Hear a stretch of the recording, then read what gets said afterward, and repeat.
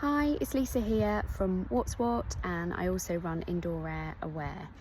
So today I'm going to talk to you about the choice of tariffs and the impact that can have on people's health.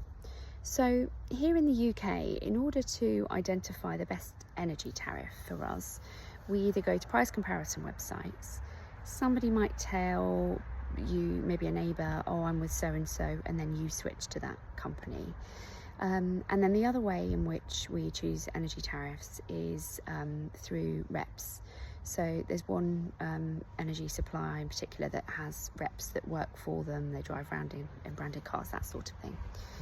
And I'm going to give you an example today of where a rep who didn't know that she was doing this person harm has done him harm and his family. So this one in particular, I've been working with a family in Scotland. They live in a bungalow where the walls are soaking wet, so it's really hard property to heat because the gutters had been full. We've got a line of oak trees, and those oak trees, very mature oak trees, have dropped loads of leaves over the years, and the gutters have just not been coping with them, and the walls are wet.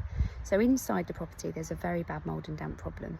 The kids were sick, the mum was sick, both allergic response and inflammatory response. So I took them on as part of a project I'm working on with Energy Action Scotland, and I've been working with them to help them understand their air, understand dew point, moisture, ventilation, importance of ventilation, to make their energy go further. Anyway, so I got a text message yesterday, and he said to me, oh Lisa, you'll be really happy with us. We've secured a better tariff, which means that we're paying less for our energy. And I said, oh, okay, great. I knew that they were about to roll off of a Scottish Power tariff, fixed tariff. So my plan was to basically help them identify the cheapest fix using What's What. I hadn't got round to it. Anyway, so they had been picked up by a rep of an energy supplier, and that energy supplier rep basically said to them, oh, I can help you to bring down your cost of your energy, and we can do that by reducing your monthly direct debit by 30 quid. Naturally, he said, brilliant, well that sounds great, not understanding that he's going on to a fixed tariff, but he's not got fixed costs for his energy. So what he didn't understand still is that he was going to still pay per unit of energy used, both gas and electricity. He'll still pay more. So all the direct debit amount does is it tells him for the next 3 months or whatever, that's how much he'll pay. But then however much energy he uses will obviously then come to the amount that he owes, and then he'll have energy debt.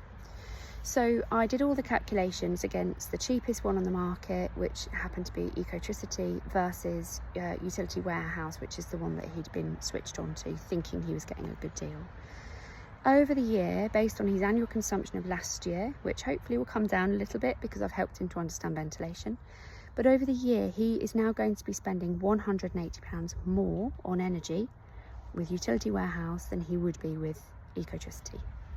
So I went back and I explained that to him, and I said, your friend who's a rep for Utility Warehouse has not done this on purpose. They don't know, they're not trained to understand the unit rates and the impact that can have between fuel poverty and not fuel poverty in somebody's home.